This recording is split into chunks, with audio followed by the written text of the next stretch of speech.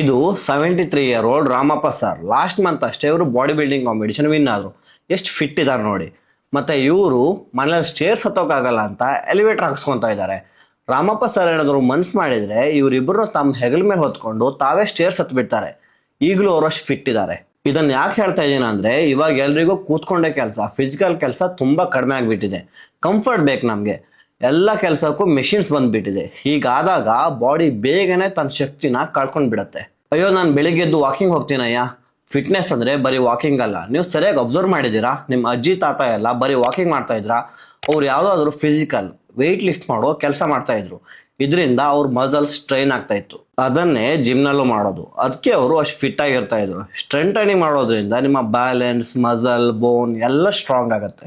ಯಾರು ಕೂಡ ತಮ್ಮ ಉಳಿದಿರೋ ಲೈಫ್ನ ಬೆಡ್ ಮೇಲೆ ಕಳೆಯೋಕೆ ಇಷ್ಟಪಡೋದಿಲ್ಲ. ನಡೆಯೋದಕ್ಕೂ ಕೂಡ ಇನ್ನೊಬ್ಬರ ಮೇಲೆ ಡಿಪೆಂಡ್ ಆಗೋಕೆ ಯಾರೂ ತಯಾರಿಲ್ಲ. ನೀವು ರಾಮಪ್ಪ ಸರ್ ತರ ಫಿಟ್ ಆಗಿರೋಕೆ ಇಷ್ಟಪಡ್ತೀರಾ, ಇಲ್ಲ ಮನೇಲಿ ಒಂದು ಎಲಿವೇಟರ್ ಹಾಕೊಳ್ಳೋಕೆ ಇಷ್ಟಪಡ್ತೀರಾ?